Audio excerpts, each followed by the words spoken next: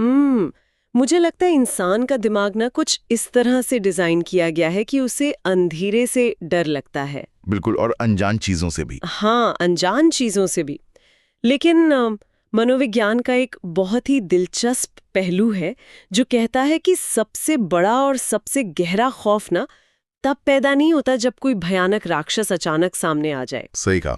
सबसे गहरा डर तो तब महसूस होता है जब रोशनी में खड़ा कोई सबसे अपना, कोई बहुत करीबी इंसान अचानक एक अजनबी की तरह मुस्कुराने लगे। बाप रे, सोच कर ही रोंगटे खड़े हो जाते हैं। मतलब उसकी शक्ल वही हो, आवाज वही हो, लेकिन अंदर से कुछ ऐसा बदल जाए जो इंसान की समझ से बिल्कुल परे हो। और इसी भयानक स्थिति पर आज हम चर्चा करने वाले हैं ना। एकदम सही। आज के इस डीप डाइव में हम एक ऐसी ही जगह कदम रखने वाले हैं। हमारे पास अधूरी मोहब्बत नाम की कहानी के वॉइस ओवर स्क्रिप्ट का कुछ हिस्सा है। और सच कहूं तो ये सिर्फ एक आम हॉरर कहानी नहीं है। बिल्कुल नहीं। ये भावनाओं, भरोसे और उस रूहानी डर का एक ऐसा मनोवैज्ञानिक जाल है जो किसी को भी अंदर तक हिला सकता है। तो आज का हमारा लक्ष्य क्या है? आज हमारा मिशन सिर्फ इस कहानी के डरावने पलों को गिनाना नहीं है। हम इसके पीछे छिपे भावनात्मक धोखे, डर के मनोविज्ञान और खासकर कहानी के अंत में जो वो रहस्यमयी आईने वाला दृश्य आता है ना, उसके असली अर्थ को डिकोड करेंगे। क्योंकि इस कहानी का जो ताना बाना है वो डरावनी आवाजों या अचानक डराने वाले दृश्यों पर निर्भर नहीं करता। इसका मूल आधार वो खौफ है जो हमारी अपनी ही असुरक्षाओं से जन्म लेता है। अच्छा, तो मतलब ये हमारे दिमाग से खेलती है? हाँ, ये एक बहुत ही बुनियादी इंसानी डर से खेलती है। ये डर कि जिससे हम सबसे ज्यादा प्यार करते हैं, क्या हम वाकई उसे पूरी तरह से जानते हैं? क्या बात है!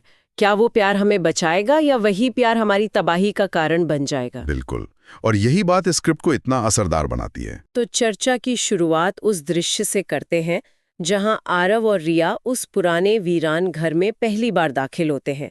स्क्रिप्ट पढ़ते हुए मुझे जो सबसे पहली चीज खटकी वो थी उन दोनों की शारीरिक प्रतिक्रियाओं के बीच का भारी अंतर। आरव का दिल डर के मारे तेजी से धड़क रहा है। हाँ, उसकी सांसें भारी हैं। उसका शरीर उसे साफ संकेत दे रहा है कि भाई वहां से भाग जाना चाहिए। लेकिन रिया बिल्कुल खामोश है, बर्फ जैसी ठंडी और शांत एकदम। और ये जो घबराहट और खामोशी का विरोधाभास है ना, ये मानव मनोविज्ञान में बहुत गहराई से जुड़ा हुआ है। जब कोई खतरे की स्थिति में होता है तो फाइट या फ्लाइट, मतलब लड़ो या भागो वाली प्रतिक्रिया स्वाभाविक है, जो कि आरव महसूस कर रहा है। सही कहा। लेकिन रिया की उस अस्वाभाविक शांति को देखकर दिमाग पूरी तरह से सुन्न हो जाता है। दिमाग इसे प्रोसेस ही नहीं कर पाता क्योंकि रिया खतरे का कोई संकेत दे ही नहीं रही है। और मुझे लगता है यहीं से असली खौफ शुरू होता है ना? बिल्कुल। जब कोई करीबी व्यक्ति खतरे की स्थिति में शून्य प्रतिक्रिया देता है तो दिमाग को यह समझने में देर नहीं लगती कि खतरा बाहर नहीं है, बल्कि वो व्यक्ति खुद उस खतरे का हिस्सा बन चुका है। ये एक बहुत ही अजीब और डरावनी स्थिति है।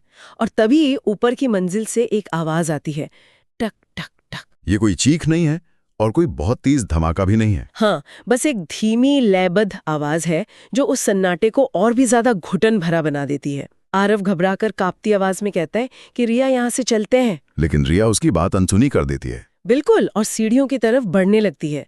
स्क्रिप्ट में एक बहुत ही गहरी लाइन है कि हर कदम के साथ सीढ़ियां ऐसे चरमरा रही थीं जैसे कोई पुराना दर्द चीख रहा हो। उफ, अगर उस लाइन की गहराई में जाएं तो सीढ़ियों का चरमराना महज कोई ध्वनि प्रभाव नहीं है। ये उस घर का एक तरह से सांस लेना है। सांस लेना मतलब घर जिंदा है एक तरह से। हाँ, पुरानी इमारतों को लेकर साहित्य में अक्सर ये माना जाता है कि वे स्पंज की तरह होती हैं। वे अपने अंदर घटित हुई गहरी भावनाओं, तड़प और दर्द को सोख लेती हैं। अरे बाप रे! वो घर सिर्फ ईंट और पत्थर से नहीं बना है, वो अधूरी इच्छाओं और सदियों की तड़प का एक बर्तन बन चुका है। वो पुराना दर्द जो चीख रहा है, वो असल में उस साई की भूख है जो अब जाग चुकी है। मुझे यहाँ एक अजीब सी तुलना सूझ रही है। आरव का ये व्यवहार ना मुझे एक ऐसे व्यक्ति की तरह लग रहा है जो किसी डूबते हुए जहाज पर खड़ा है। अच्छा, वो कैसे? मतलब आरव को लग रहा है कि वो रिया को बचा रहा है, कि जहाज का स्टीयरिंग अभी भी उसी के हाथ में है और वो तय कर सकता है कि वे कब वापस मुड़ेंगे। हाँ, वो कंट्रोल में महसूस कर रहा है खुद को। बिल्कुल, लेकिन हकीकत यह है कि जहाज में पहले इतना पानी भर चुका है कि वे दोनों एक ऐसे विशाल भंवर में खिंचे चले जा रहे हैं जहां से वापसी असंभव है। बहुत ही सटीक तुलना है। और उस डूबते जहाज की सबसे खौफनाक बात यह है कि उस जहाज को डुबाने वाला कोई और नहीं बल्कि वो इंसान खुद है जिसे आरव बचाने की कोशिश कर रहा है। सच में। आरव का ये भ्रम कि वो स्थिति को संभाल सकता है उसकी सबसे बड़ी कमजोरी है। वो एक रक्षक की भूमिका में फंसा हुआ है, लेकिन वो ये नहीं समझ पा रहा है कि जिस चीज से वो लड़ रहा है वो कोई भौतिक खतरा नहीं है जिसे वो अपने हाथों से रोक सके। और यहीं से ये कहानी अपने अगले पड़ाव में प्रवेश करती है, जहां शारीरिक डर पीछे छूट जाता है और रूहानी कब्जे का एक गहरा मनोवैज्ञानिक खेल शुरू होता है। हाँ, और यहीं पर एक ऐसी पंक्ति आती है जिसने मुझे कहानी को एक अलग नजरे से देखने पर मजबूर कर दिया। वो कौन सी पंक्ति? वॉइस ओवर कहता है, मोहब्बत जब रूह बन जाए तो वो पीछा नहीं छोड़ती। उफ, क्या लाइन है। जैसे ही आरव और रिया ऊपर पहुंचते हैं, दीवारों के भीतर से एक फुसफुसाहट गूंजती है, आ गए तुम। आ गए तुम। ये साबित करता है कि जो कुछ भी उस घर में है वो आरव और रिया को अचानक नहीं मिला है, वो उनका इंतजार कर रहा था। मतलब ये एक सोची समझी साजिश का हिस्सा है। बिल्कुल। यहाँ अलौकिक तत्व सीधे तौर पर इंसान के अपराध बोध और भावनात्मक जुड़ाव को अपना हथियार बना रहे हैं। इसके बाद का दृश्य तो सच में रोंगटे खड़े कर देने वाला है।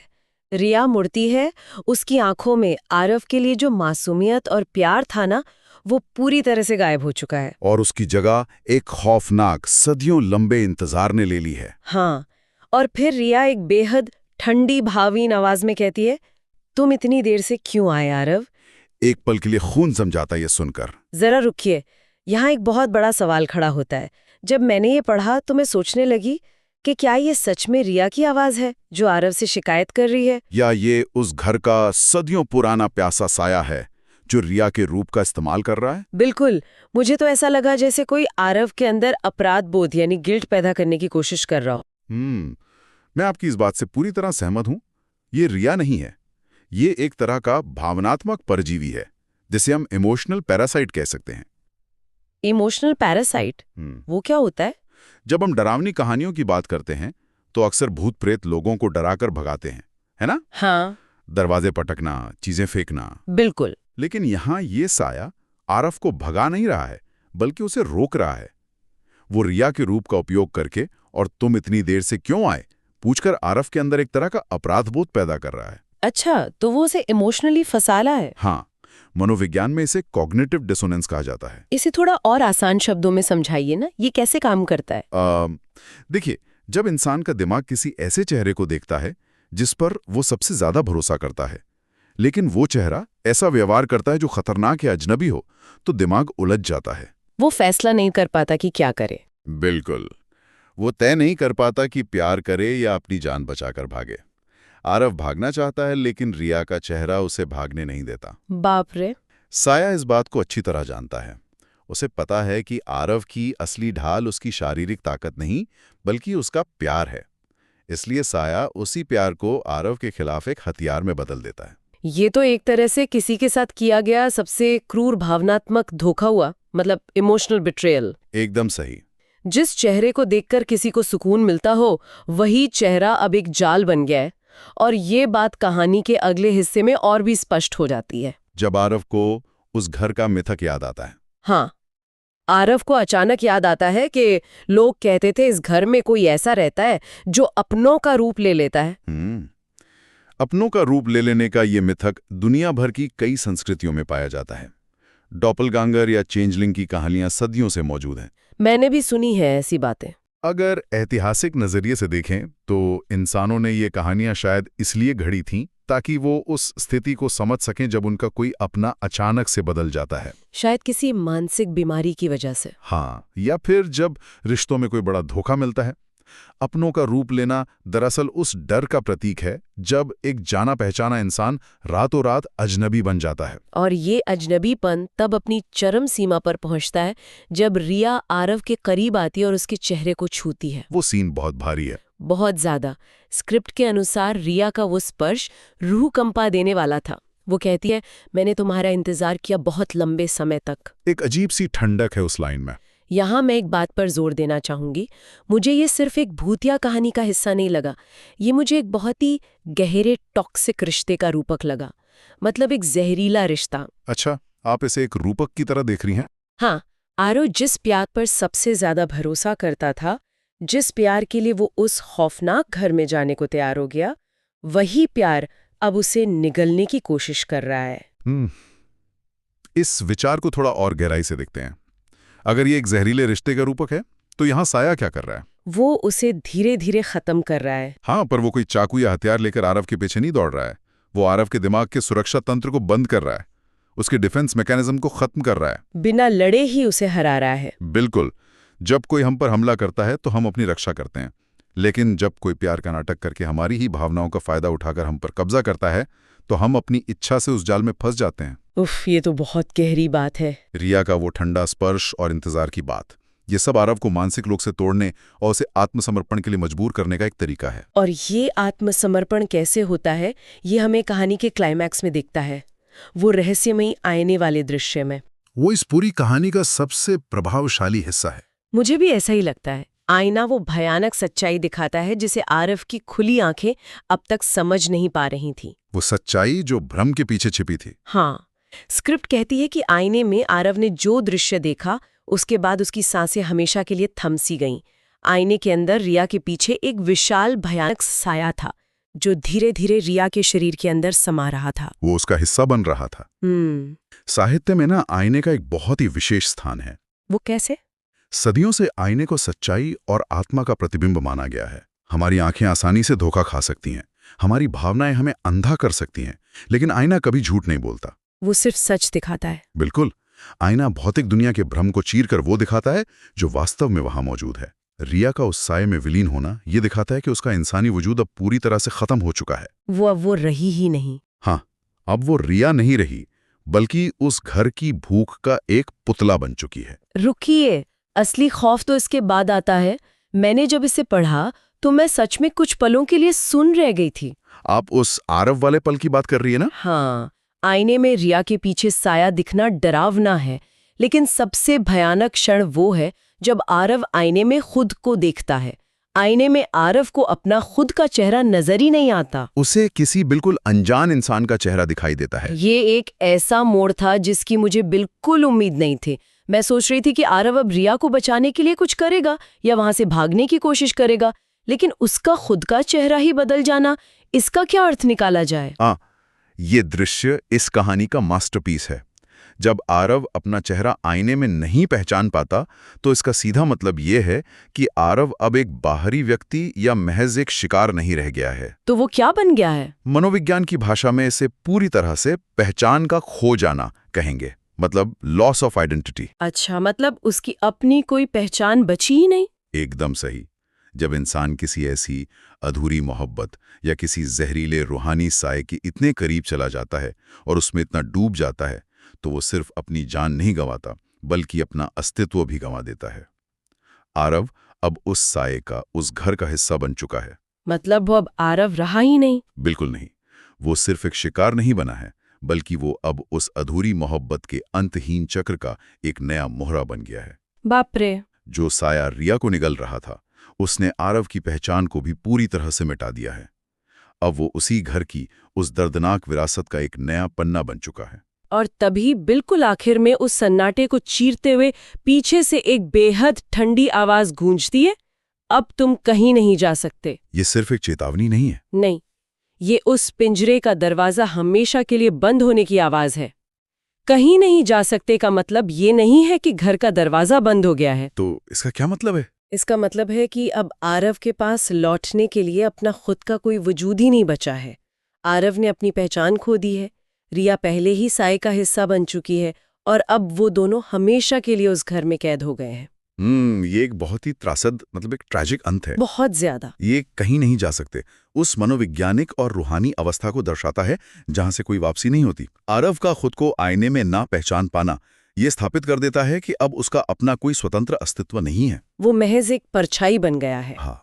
ये स्रोत सामग्री हमें ये देखने पर मजबूर करती है कि जब भावनाएं एक अंधे जुनून का रूप ले लेती हैं, तो वे कितनी खतरनाक हो सकती हैं। सच में ये एक ऐसी ट्रेजेडी है जहां नायक की सबसे बड़ी ताकत, यानी उसका प्यार, ही उसकी सबसे बड़ी कमजोरी और अंततः उसके विनाश का कारण बन जाती है। ये पूरी चर्चा ना वाकई में इंसान को सोचने पर मजबूर कर देती है। हमने देखा कि कैसे आरव अपनी मोहब्बत को बचाने के एक बहुत ही साफ और सीधे इरादे के साथ उस घर में गया था। उसका इरादा तो नेक ही था। हाँ, लेकिन वो ये नहीं समझ पाया कि कुछ भावनाएं, खासकर वो जो सालों से अधूरी पड़ी हों, इतनी शक्तिशाली और विनाशकारी होती हैं कि वे सिर्फ शरीर को ही नहीं बल्कि इंसान की रूह तक को खोखला कर सकती हैं। बिल्कुल सही बात है। हम अक्सर प्यार को एक ताकत मानते हैं, उसे एक रोशनी की तरह देखते हैं, लेकिन इस कहानी में वही प्यार एक अथाह खाई बन गया, एक ऐसा अंधेरा बन गया जिसने सब कुछ निगल लिया। और शायद यही कारण है कि ये कहानी इतनी डरावनी लगती है। हाँ, क्योंकि ये हमारे भरोसे को तोड़ती है। बिल्कुल, ये हमारे उन विश्वासों पर चोट करती है जिन्हें हम सबसे सुरक्षित मानते हैं।